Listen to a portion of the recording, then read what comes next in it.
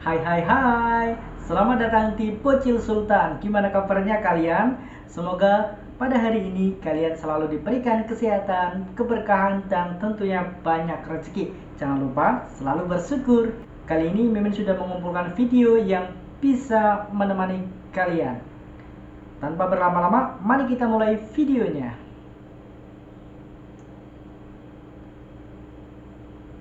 Gaji anggota DPR naik 3 juta per hari, tembus 100 juta per bulan. Gimana videonya?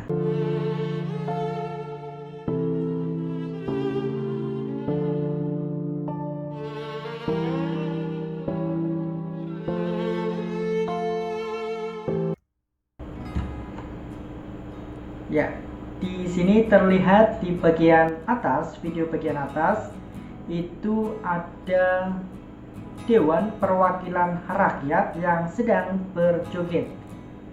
Iya, mereka sedang merayakan kenaikan gaji mereka menjadi 3 juta rupiah per hari atau 100 juta per bulan. Sedangkan yang pada bagian bawah video itu ada anak kecil yang sedang mengais makanan para pejabat di daerahnya. Di sini terletak di daerah Goa ya. Dan kalian bisa melihat sendiri dalam video ini artinya ada ketimpangan. Ya, ada ketimpangan di mana masyarakat kecil itu semakin kecil dan masyarakat besar atau orang-orang kaya semakin kaya. Nah, kita bisa mengambil hikmah dari video ini. Kita lanjut.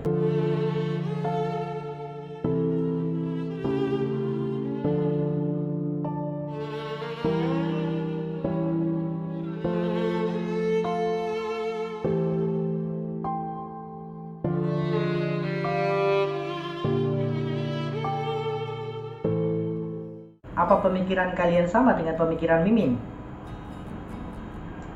Menurut Mimin, sebagai orang kecil, tidak sepantasnya mereka-mereka Dewan Perwakilan Rakyat yang notabene itu mewakili rakyat, mewakili aspirasi rakyat, itu tidak melakukan hal yang demikian. Ini menurut dari sudut pandang Mimin, seharusnya mereka tidak melakukan hal demikian. Karena apa? Karena tidak mencerminkan wakil rakyat. Jelas sampai sini? Ya, mereka tidak mencerminkan wakil rakyat, di mana banyak masyarakat Indonesia yang sedang membutuhkan bantuan, baik itu bantuan finansial, ekonomi, pangan, sandang, dan lain sebagainya. Sedangkan di sana, di kursi-kursi yang atas, itu mereka menikmati gaji yang lumayan besar. Bukan lumayan besar, gaji yang sangat besar. Jadi seolah-olah ya mereka nggak care kepada kita sebagai orang yang membayar mereka. Next video berikutnya, POV melamar kerja di negeri kita. Vaksinnya ada. COVID? TBC Microsoft. Wah, nggak ada, Pak. Urus dulu ya. TBC Microsoft. TBC Microsoft apa? TBC Microsoft. Emang ada TBC Microsoft? Apa? TBC Microsoft. Emang ada TBC Microsoft? Bagi kalian yang bergerak di bidang kesehatan, coba bisa komen di kolom komentar. TBC Microsoft. Oke. Pak, mengurus vaksin. Bahas di sini. KTP saya cuma. Surat domisili dulu ya. Pas fotonya ada Bu. Dua, Pak. Kita foto 3x4, 5x6 dan baliho 8 meter dulu ya. Foto di sini harus bikin member dulu ya. Cetak rekening koran di bank dulu ya. Tes DNA sama ibu kandung. POV melamar kerja, tapi ada surat puskesmas dulu. Aduh, susah banget ya mencari kerja di negeri Korea. Bikin surat sehat di puskesmas dulu ya. Mana surat domisilinya? Saya kesini mau urus surat sehat. Oh. urus surat waras di RSD dulu ya. SIQ dulu ya. Urus surat keterangan lulus dulu ya. Ijazah kamu palsu ya? Enggak kok, nama saya dijelasin dengan yang di KTP emang beda. Oh. Coba nama di KTP dulu.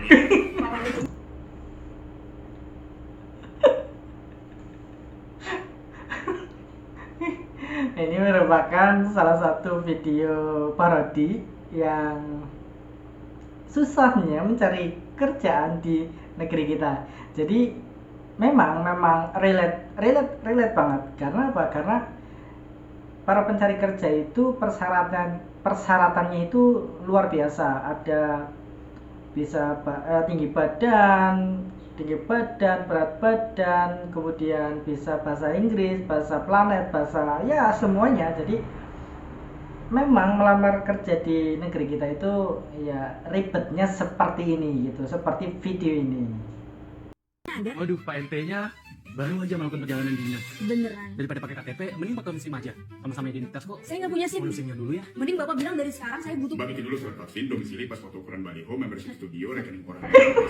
Ini orang baliho. Fundamental.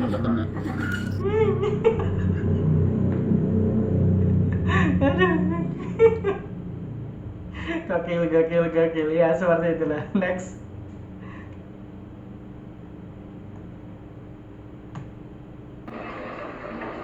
Wow, gila.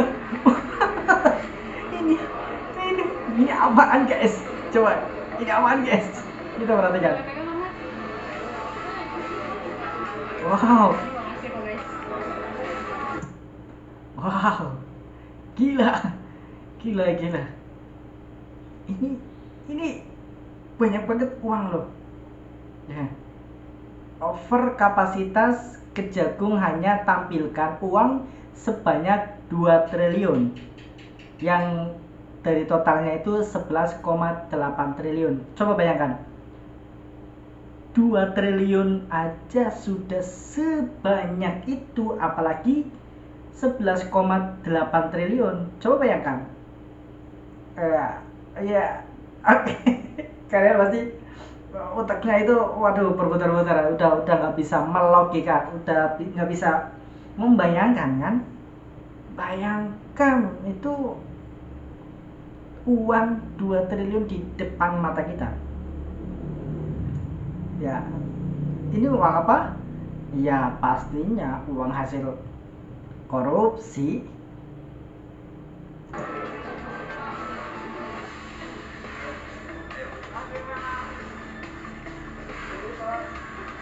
Aduh, nggak nyangka ya, 2 triliun ternyata sebanyak itu. Terima kasih untuk para koruptor sudah memberikan pandangan bagi kita, bagi kaum-kaum yang mendang-mending. Ternyata uang 2 triliun sebanyak itu guys. Oke, next. Ustadz, kata Menteri Keuangan, pajak itu seperti zakat. Emang iya? Oh, video yang ini. Dalam setiap rezeki Anda ada hak orang lain. Calon zakat, ada melalui wakaf, ada yang melalui pajak. Hah? Pajak seperti zakat? Maksudnya gimana? Ya, coba kita perhatikan dan simak video dari Ustadz berikut. Nah, kacau nih. Ayo belajar bareng. Teman-teman, izin menanggapi dari kota Mekah Al-Mukarramah, tempat lahirnya sebagian syariat-syariat Islam. Perlu kita ketahui bahwa antara zakat dan pajak sangat jauh sekali bedanya. Pertama, siapa yang wajib melakukannya? Zakat itu wajib jika sudah terpenuhi syaratnya, seperti orang yang hartanya sudah mencapai setara dengan 85 gram emas. Atau bisa kita katakan orang yang mampu. Oh, udah jelas kan? Jelas perbedaannya. Kalau zakat itu untuk orang-orang yang mampu, dalam artian mampu finansial, mampu lain-lainnya juga. Jadi orang itu wajib mengeluarkan zakat. Namun jika orang tersebut belum mampu, ya ngapain mengeluarkan zakat? Nah, itu zakat. Sedangkan pajak itu miskin, menengah, kaya tetap wajib mengeluarkan yang namanya pajak. Sudah jelas banget kan konsepnya beda. Jadi antara pajak dan zakat itu menurut Ustadz ini jauh banget bedanya. Orang miskin mah kagak, sedangkan pajak semuanya kena, mau kaya mau miskin gak pandang bulu. Tuh kan, sikat. Kedua, hukumnya para ulama sepakat bahwa zakat hukumnya wajib.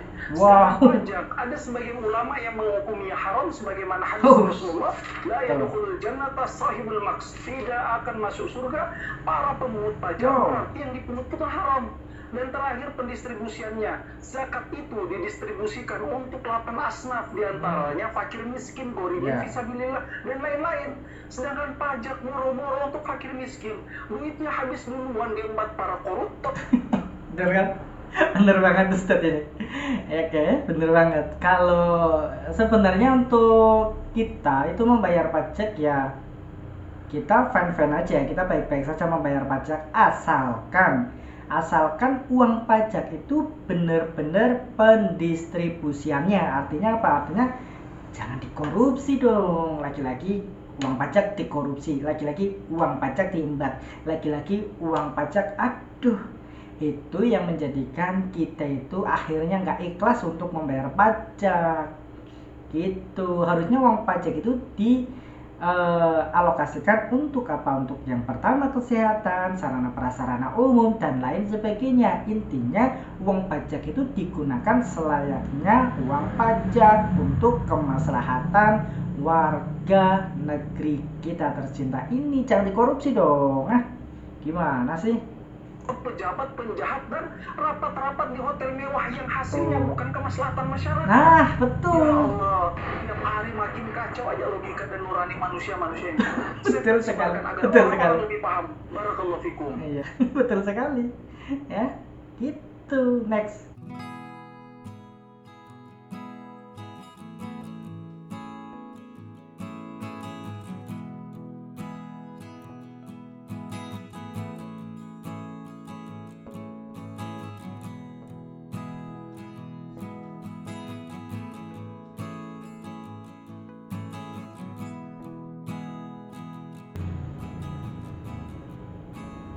Ya, jelas banget. Kita bisa belajar dari kejadian-kejadian yang memang sekarang sudah kejadian atau sudah kita alami. Banyak masyarakat-masyarakat Indonesia khususnya yang notabene di bawah garis kemiskinan.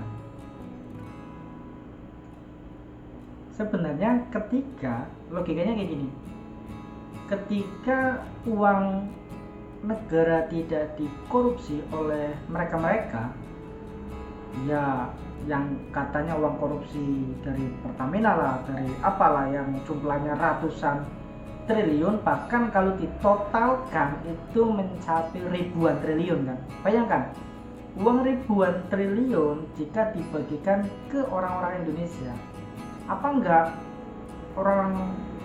ada tuh jualan-jualan kayak gini, nggak ada.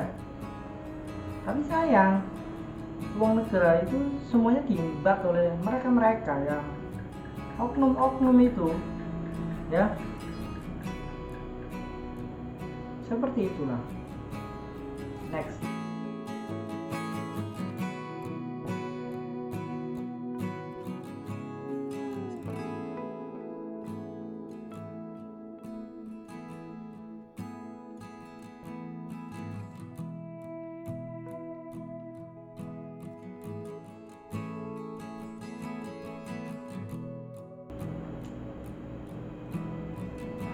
Kita sangat prihatin sekali ya sama kondisi sekarang. Nih, orang yang memiliki atau hanya memiliki satu kaki pun mereka enggan untuk meminta-minta, enggan untuk mencari uang-uang yang notabene tidak halal. Mereka rela berjuang tanpa mereka yang memiliki kekurangan pun masih berjuang, entah itu jualan koran, entah itu jualan apa yang kalian lihat pada video ini. Luar biasa. Pak Mimin acungi 2 jempol 4 jempol untuk bapak ini. Walaupun dalam kondisi yang serba terbatas, namun beliau tetap tidak mau mencari uang yang tidak halal. Luar biasa. Terlihat banget lebihnya, tapi beliau tetap selalu senyum. Memang luar biasa.